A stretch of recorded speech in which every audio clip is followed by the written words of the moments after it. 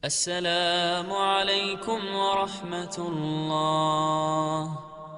Assalamualaikum warahmatullah. Ada masjid yang kelihatannya sepi, jamaahnya ya sedikit tapi kadang-kadang diridhoni Allah. Kenapa? Karena masjid itu nggak menjadi problem sosial bagi komunitasnya. Saya beri contoh, masjid rame tentu baik, nggak perlu saya ceritakan. Karena masjid rame itu ya mesti baik.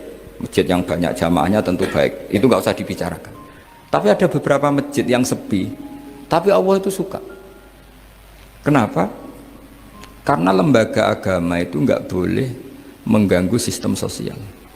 Jadi kita tidak pernah tahu cara berpikir Nabi. Yaitu banyak kan sahabat habis sholat duhur ba'diyah di masjid, qobliyah di masjid. Apa kata Nabi? La taj'alu buyutakum kuburan, cung nak apik aja mbok entek-entekno ning masjid. Omam ya bagiai keapian. Rumah kamu jangan jadikan kuburan. Jadi sholat sunatnya di masjid, ba'diyahnya di masjid. Pulang-pulang tanya, "Mah, makannya di mana?" Terus marah-marah karena kurang disediakan makanan. Kan lucu kan? Di masjid qobliyah, ba'diyah pulang-pulang tanya apa? Makanan. Tersinggung lagi kalau belum disediakan. Akhirnya apa? Anak-anak kita yang kecil kenangan melihat bapaknya itu apa? Bapak itu orang yang kalau dari masjid tanya makanan dan marah kalau tidak kesampaian. Coba kalau kamu datang dari masjid sholat, kenangan anak kamu apa? Bapak itu orang yang kalau datang dari pergi sholat. Sehingga kenangan anak-anak kita ini melihat kita sholat sujud di rumah. Jika Nabi membahasakan apa? Jangan jadikan rumah kamu sebagai kuburan, kasih jatah sholat. Sehingga ulama mengatakan jamaah itu paling baik itu di masjid untuk jamaah fardu. Untuk sholat sunat beberapa malah sebaiknya di rumah. Sehingga saya ini sebagai kiai ya sering bingung. Bingungnya kadang ada orang terlalu overacting, ingin masjidnya ruame sehat. Yang satu enggak. Saya ini sering dipamiti. Biasa akhirnya bingung. Bingungnya ya barokahnya ngalim itu bingung, kalau nggak ngalim malah nggak bingung.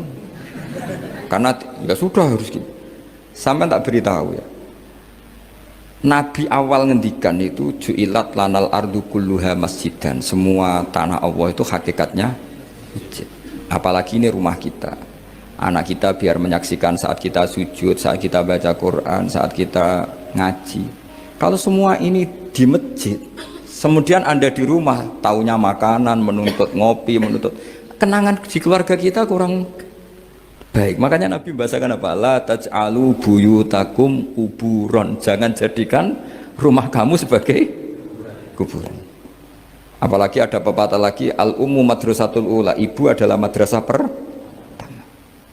Coba kalau kita ngajarin Quran di rumah, ya tentu masjid ya tetap ada kegiatan, tapi jangan sampai mematikan rumah. Sehingga kita sebagai ulama itu ada masjid rame ya seneng, ada masjid setengah rame ya nggak apa-apa, asal efeknya menyebar ke masyarakat. Jadi ramenya masjid ya baik, tidak rame kalau yang rame ibadah di rumah-rumah juga baik. Maka dulu zaman Nabi Musa malah istilahnya waj'alu buyutakum qiblata wa aqimus sholat. Jadikan rumah kamu sebagai kiblat, sebagai tempat ibadah. Coba kenangannya Nabi kalau sholat malam itu di rumah apa di masjid? Di rumah. Sehingga Aisyah punya kenangan sampai hatta waromat kodamau, sehingga kakinya Nabi bengkak. Dan Nabi alami saja. Kamu kira Nabi sholat punya kayak anak-anak sekarang kan yang ada ruang sholat? Ternyata hanya dipasang sajadah sama tasbih, nggak pernah dipakai. Kalau Nabi enggak, yang dipakai Sayyidah Aisyah itu ya tempat sholat. Sehingga kata Aisyah, Nabi itu sholat di tempat tidur saya. Kalau Nabi sedang berdiri, kakiku tak selonjorkan. Kalau Nabi sujud, kakiku tak ingkretkan. Ya di tempat Sayyidah Aisyah tidur itu. Nabi sholat. Pas berdiri kan berdirinya Nabi lama, Aisyah selonjor. Pas Nabi mau sujud, kakinya diingkretkan. Segampang itu Nabi. Akhirnya apa? Kenangannya Aisyah sebagai istri itu doa-doa tahajud, doa-doa. Coba kalau Nabi tahajudnya di masjid, Sayyidah Aisyah tidak punya kenangan doa-doa apa? Tahajud. Sehingga kita harus ngikuti ngaji. Sehingga kalau nuruti teori ya, sholat itu ibadah. Sebaiknya kalau ibadah ya di tempat ibadah. Tidak seperti itu cara pandang. Kata Nabi, semua buminya Allah adalah saksi kita ketika ketemu Allah. Semakin saksi itu banyak, maka semakin baik. Maka kalau sholat sunat, kesunatannya itu pindah-pindah tempat. Tapi ya jangan terlalu habis di sini terus pakai mobil ke sana gitu. Iya, kalau pas di perempatan ada orang cantik nggak jadi diterusin nanti.